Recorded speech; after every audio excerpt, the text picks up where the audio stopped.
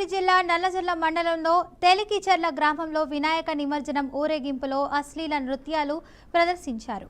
అయితే ఈ నృత్యాలను కొంతమంది యువకులు సెల్ ఫోన్లో చిత్రీకరించి సోషల్ మీడియాలో పెట్టడంతో వైరల్ అయ్యి ఈ సంగతి వెలుగులోకి వచ్చింది.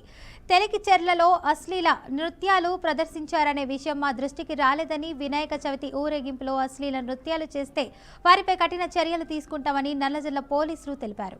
తెలికిచెర్ల కమతంకుంట గ్రామంలో 7 చోట్ల వినాయక మండపాలు ఏర్పాట్లు చేసి ఉత్సవాలు చేస్తున్నారు. అయితే కొత్తపేట వినాయక మండపం మరియు వాకల వీధి వినాయక మండపానికి సంబంధించి వినాయక నిమజ్జనం ఊరేగింపులో ఉత్సవ కమిటీ మహిళా డాన్సర్లు హిజ్రాలతో ఈ నృత్యాలు ఏర్పాటు చేశారు. అయితే గణపతి నిమజ్జనం ఊరేగింపులో బూత్ డాన్సులు ఎందుకని కొంతమంది గ్రామస్తులు కమిటీతో వారించినట్లు తెలుస్తుంది. రైట్గా ఇదే అంశానికి సంబంధించి పూర్తి సమాచారాన్ని మా ప్రతినిధి వీరబ్రహ్మం అయితే అందిస్తారు. చెప్పండి వీరబ్రహ్మం.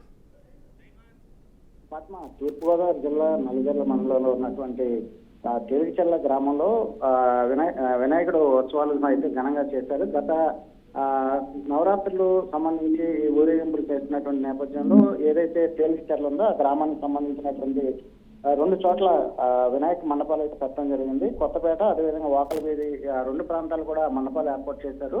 ఇదే నేపథ్యంలో గణేష్ యొక్క నిమజ్జనం చేసే క్రమంలోనే ఊరేగింపుగా భారీ ఊరేగింపు చేశారు.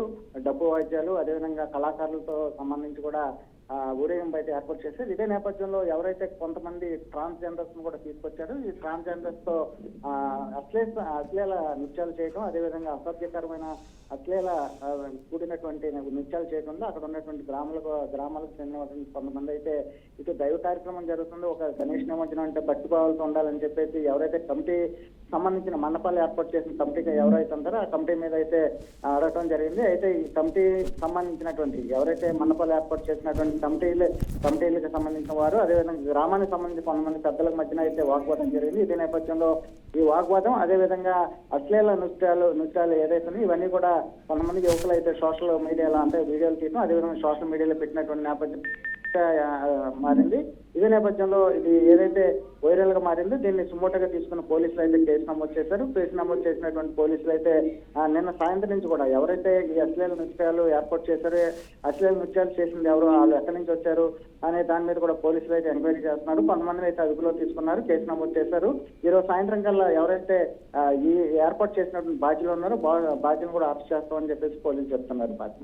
Right, thank you Veerabrahmam.